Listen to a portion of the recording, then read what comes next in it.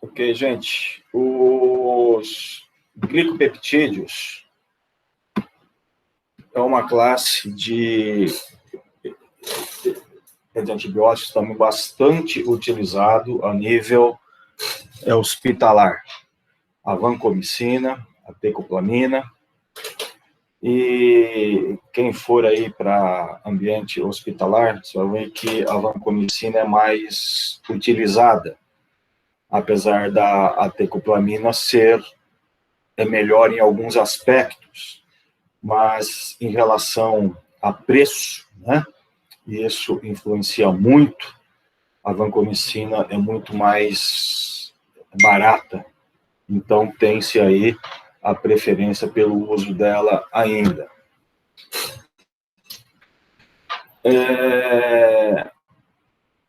Os glicopeptídicos, eles também agem a nível de parede celular. Eles são antagonistas competitivos da polimerização à cadeia peptídeo-glicana.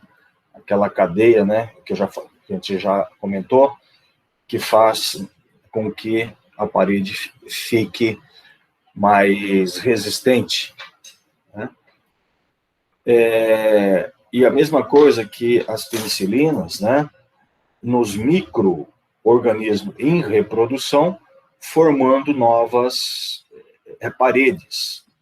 Ligam-se de forma complexos com as unidades N-acetilglicosamina e N-acetilmurânico peptídicos, que iriam compor o peptídeo glicano da nova parede.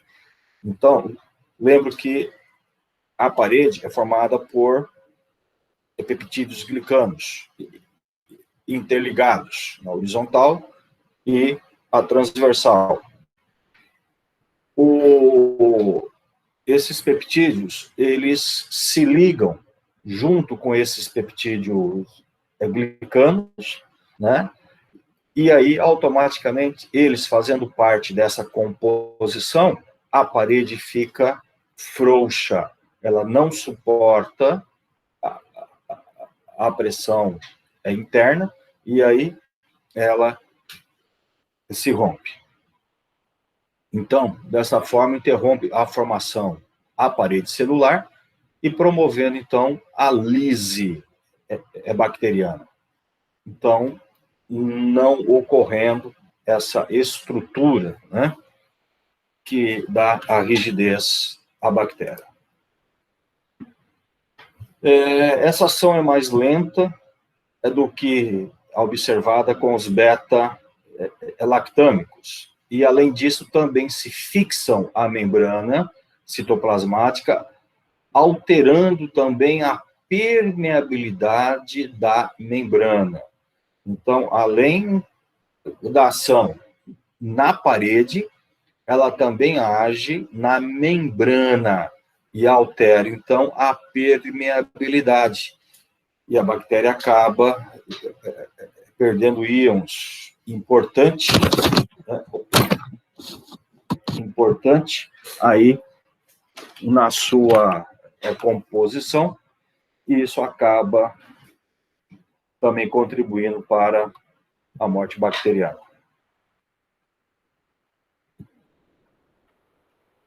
A vancomicina, antibiótico bactericida de espectro estreito, lançada por causa de sua eficácia contra estáfilos penicilinases resistente, e devido à sua toxicidade foi regalada como antibiótico de reserva. Então, isso daqui aconteceu há anos atrás, né? Começou a se usar a vancomicina, principalmente naqueles casos de estafilococos, né, onde ele era resistente às penicilinases. Então, aí você tinha que dar a vancomicina para combater a resistência. Só que a vancomicina, ela provoca uns certos efeitos tóxicos, e começou a deixar de reserva. Mas a gente vai ver que hoje ela voltou, tá? Aí, com a disseminação, o Staphylococcus aureus, meticilina é resistente, vancomicina voltou a ser usada e se tornou a droga de escolha para o tratamento dessas infecções em pacientes hospitalizados em estado grave. Então, veja, aí começou a aparecer cepas de Staphylococcus aureus resistente à meticilina, que já era um antibiótico de escolha para essa cepa. Quando isso aconteceu, falou, opa, a vancomicina pega, a vancomicina mata, então vamos trazer a vancomicina de volta. E aí ela começou a ser utilizada novamente em pacientes hospitalizados. Tá? A vancomicina oral só é utilizada em casos de colite pseudo-remembranosa. Mas caso contrário, a gente não usa, somente intravascular. A administração, então, da vancomicina intravenosa, sempre diluída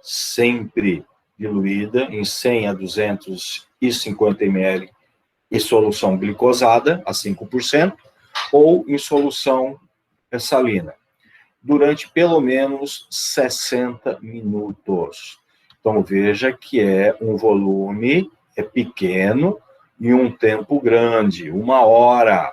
Ela tem que ser administrada de forma lenta, gota a gota, tá?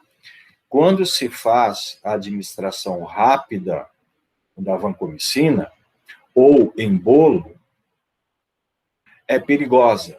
Pode aparecer, tá, o que a gente chama de síndrome do homem vermelho, que é um rubor, né, que aparece, tá? A pessoa fica avermelhada, isso em razão de uma liberação maciça de histamina, dá uma vasodilatação periférica, fica tudo vermelho, então, chamado de síndrome do homem vermelho, né? E é uma reação anafilática, tá? Hipotensão e até a parada cardíaca. Então, a vanco, tá, não pode ser administrada rapidamente, tem que ser administrada muito lentamente e sempre diluída, ok?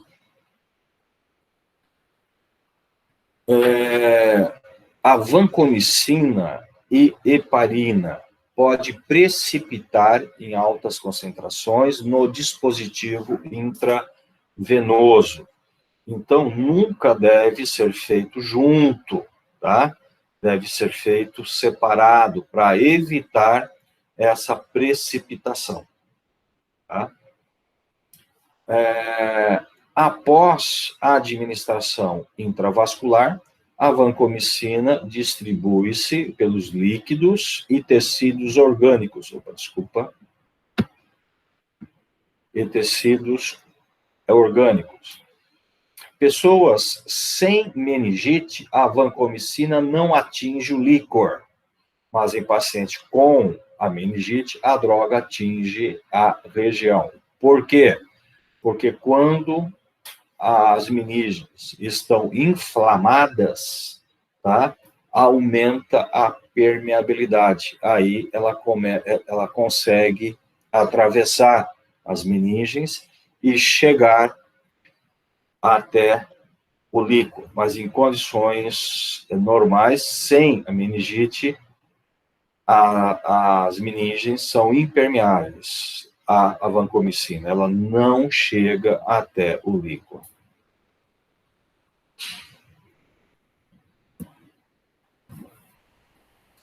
A vanco, o ideal é que ela seja fracionada, né? Administrada de 12 em 12 horas, né? não é metabolizada, sendo excretada em 24 horas por via renal, por filtração glomerular, mais de 80% da dose administrada na forma ativa. Então, veja, ela praticamente não sofre metabolização e ela acaba sendo excretada em sua forma ativa. Ok? Mínima quantidade é excretada pela bile. Em pacientes com insuficiência renal, sofre acúmulo, atingindo níveis tóxicos, necessitando de ajuste na administração. Então, o paciente está com grau de insuficiência renal. O médico, ele precisa fazer o cálculo dessa insuficiência para também fazer o cálculo de dose a ser administrada. Pensei que tivesse alguém querendo entrar. Então, em frente a uma insuficiência, precisa ajustar a dose da vancomicina. A vanco está indicada aí nas infecções estafilocócicas graves, né, em pacientes alérgicos às penicilinas e cefalosporinas, e as infecções causadas por estáfilos resistentes à meticilina e à oxacilina. Então, aquelas pneumonias graves, osteoemelites, sepsis, celulites, abscessos, meningoencefalites, endocardites, estafilocócicas, né? Então, tudo isso aqui entra a vanco. Dado para via oral, para o tratamento de colite, causado pelo Clostridium, né, difficile. Mas o que mais se usa é intravascular. Bom, a vanco, quando se usa ela, quando ela começa a ser administrada, ela pode provocar uma irritação no local da aplicação, né? Isso leva à dor, à flebite, por isso sempre fazer diluído em volumes, né? A gente fala aí pelo menos em 250 ml e aplicado em gotejamento lento. Isso é importante para evitar a irritação e evitar a flebite e também a dor. Se o paciente estiver reclamando de dor, precisa diminuir o gotejamento. Tá? O paciente pode ter febre, calafrios, sensação de formigamento pelo corpo. Pode acontecer se a infusão for rápida. Então, tudo isso através da infusão rápida. Então, precisa ficar observando qualquer dessas manifestações, diminuir o gotejamento. Agora, a síndrome do homem vermelho acontece na infusão rápida, normalmente em dose de 1 grama ou mais, caracterizada por prurido, eritema, congestão e angioedema de pescoço e tórax. E raramente pode dar choque, mas pode dar. Tá? Mas pode dar. E isso se deve à liberação e aumento da concentração de histamina no plasma, né? Então, os basófilos aí liberam grande quantidade de histamina na circulação, o que leva aí a essas reações. E a ruborização, né? Fica todo vermelho. Daí que vem o nome, Síndrome do Homem Vermelho.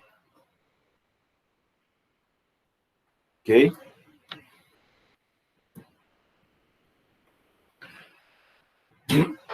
A nefro e a ototoxicidade pode acontecer e pode levar à insuficiência renal e até surdez permanente.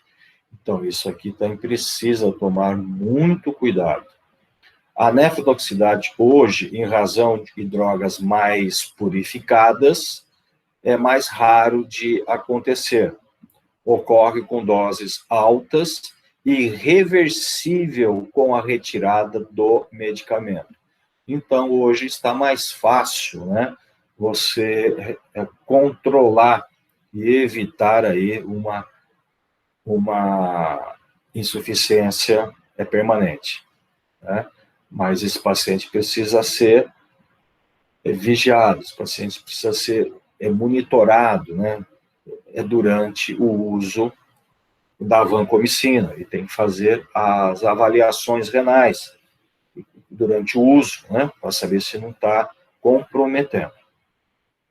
Na associação com o aminoglicosídeo, a nefrotoxicidade aumenta consideravelmente. Lembra que o aminoglicosídeo, ele leva à nefrotoxicidade. E quando você associa a vancomicina, que também pode levar à nefrotoxicidade, tá? Aí pode ocorrer aí uma potencialização nesses efeitos, né? E isso pode ser grave. Queixas de zumbido e perda de audição para sons de alta frequência precedem a instalação da surdez. Então, veja bem, isso precisa ser cuidado, isso precisa ser avaliado, acompanhado, né, para evitar algo maior. O paciente está usando a vancomicina, reclamou de zumbido, tá? Ou algum tipo de som de frequência mais alta, ele não está ouvindo, opa, isso aí já pode ir instalar uma surdez. Então, precisa ser tomado as providências imediatas. Aí, também, né, é tudo que o risco-benefício, você não tem a opção, né? Infelizmente, você não tem. Aí você vai ter que primeiro salva e depois você tenta resolver as consequências. Muitas vezes é isso que acontece.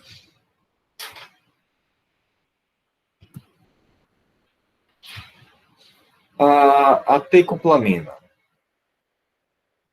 teicoplaminaela vai ter algumas diferenças em relação à vancomicina, né? Principalmente a nível de cinética, né? Tendo a meia-vida mais longa, né? E podendo ser administrada em dose única, uma única vez ao dia, tá? A vancomicina você precisa estar fazendo pelo menos de 12 em 12 horas, né? Já a tecoplamina basta uma única administração diária. Ok? Muito bem. Por apresentar menos irritação química, pode ser administrada por via intramuscular. Aí é uma outra vantagem também em relação à vancomicina, que não pode ser. A vancomicina somente intravascular, né? Mas aí tem aqueles pacientes, né, que preferem, tudo bem.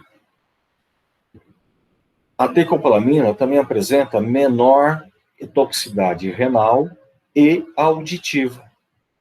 Então, veja, uma grande vantagem, né, quando se compara com a vancomicina, a toxicidade renal e auditiva. Tem o mesmo espectro da vancomicina. Então, ela tem a mesma ação. Pode ser usado para as mesmas coisas, né? A ação antimicrobiana é exercida, inclusive, sobre as bactérias, é resistente à oxacilina. Os estafilococcus, né? Aqui está faltando, é resistente, tá? Enterococcus, resistente à ampicilina, e pneumococcus, resistente também a penicilinas. Então, ela tem aí umas vantagens, né, em relação à vancomicina. A desvantagem é a relação de custo. Não é indicada para infecções meníngeas, por não atravessar a barreira hematoencefálica. Tá? Seu principal emprego clínico são as infecções estafilocóccicas, incluindo pneumonias, celulites, osteomelites, endocardites, septes em pacientes alérgicos às penicilinas ou nas infecções causadas por estafilococcus meticilino resistentes. Então, veja, praticamente as mesmas indicações da vancomicina, né? Praticamente a mesma coisa. São as infecções enterocóxicas em pacientes alérgicos à ampicilina. Pode substituir a vancomicina na profilaxia da endocardite em pacientes com valvulopatias que não que vão ser, né, submeter à manipulação das vias aéreas e orofaringe ou urogenitais. Então, ela também é usada na profilaxia, né, de cirurgias. Eu disse lá no começo, quando nós começamos a falar antibióticos, né, que os hospitais eles seguem protocolos, né? E os hospitais eles devem ter o protocolo de profilaxia. Então, para cada tipo de cirurgias, tal, você vai ter um tipo de antibiótico para ser utilizado.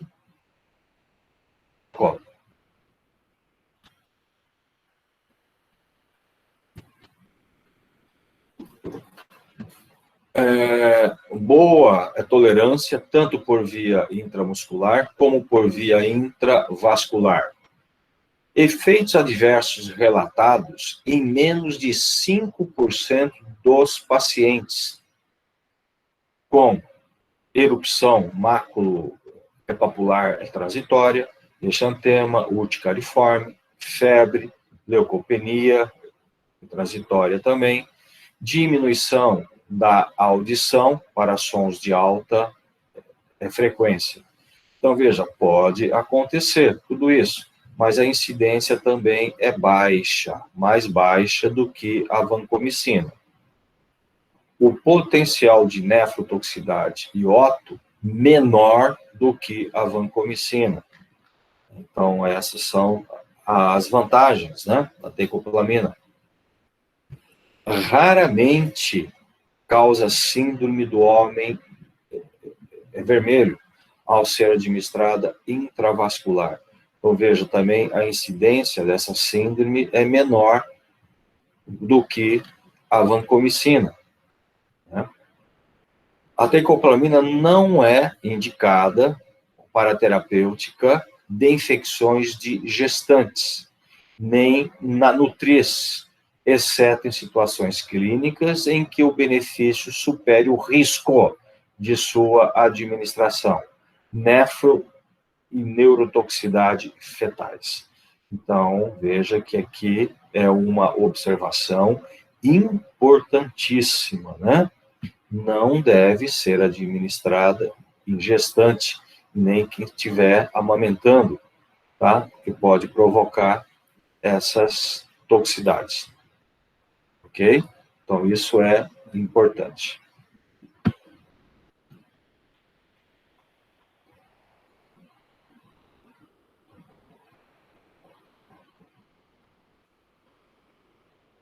Ok? Muito bem.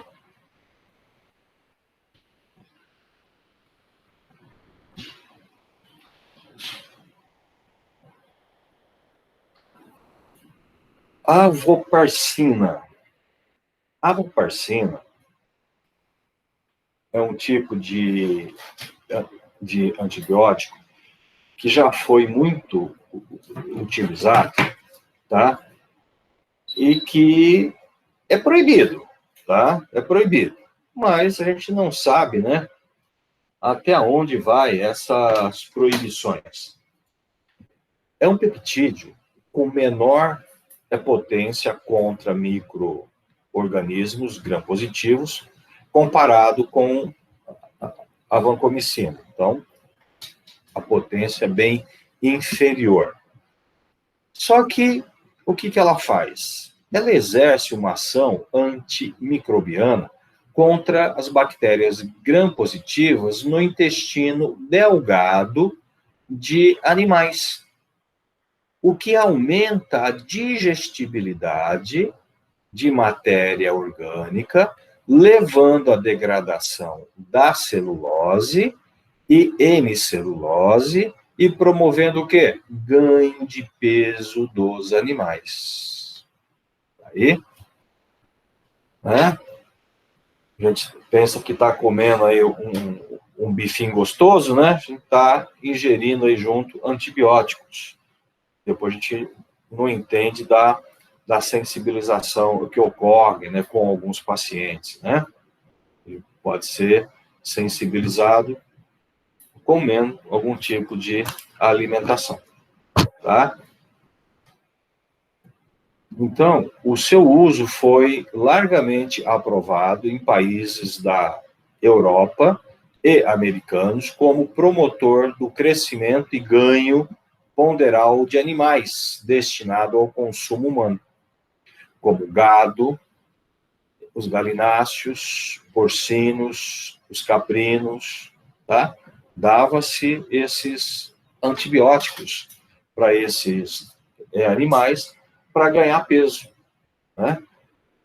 Contudo, seu amplo uso estimulou o quê? A seleção de enterococos resistente ao antibiótico e, por extensão, a outros glicopeptídeos, inclusive a vanco e a teicoplamina. Tá vendo? O uso indiscriminado em animal acabou criando cepas resistentes, né? Até a própria vanco e a teico.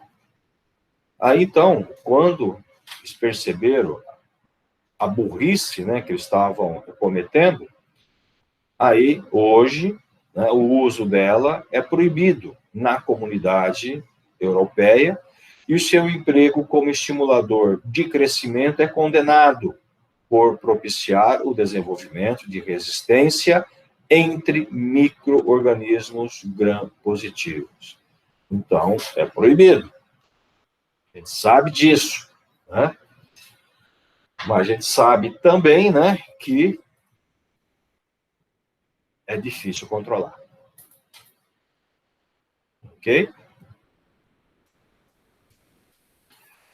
Aí temos a dalbavancina e a oritavancina, que estão ainda terminando, acho, os estudos clínicos, né? São duas substâncias, ação exercida contra as bactérias gram-positivas, incluindo Staphylococcus resistentes à oxacilina, os enterococos resistentes à ampicilina e os pneumococos também resistentes às penicilinas. Então, veja que também tem uma ação muito boa, tipo a tecoplamina. Além disso, são capazes de agir contra estafilococos que se mostram resistentes à vancomicina. Olha aí. Então, a gente já sabe de uma ação melhorada, né, em relação à vancomicina. Também é administrada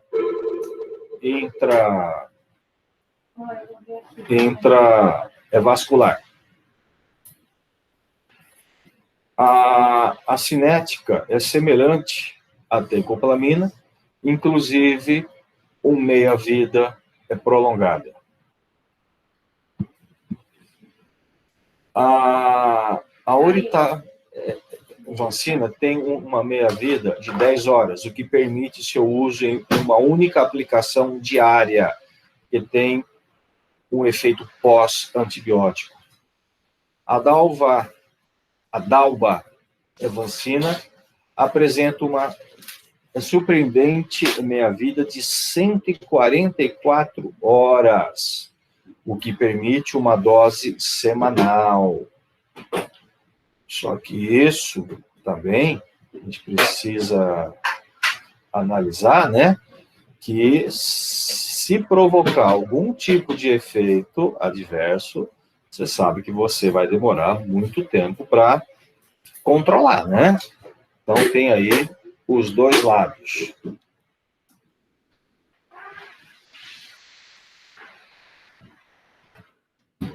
E encerrou essa parte desses antibióticos, desses glicopeptídeos.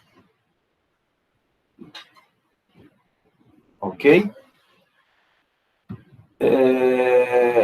No que nós falamos agora, alguém quer perguntar alguma coisa? Ter alguma dúvida?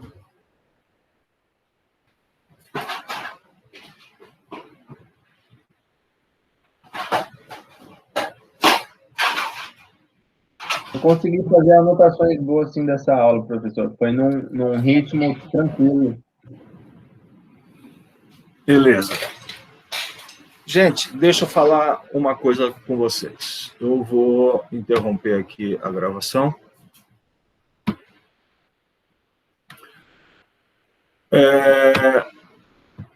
A nossa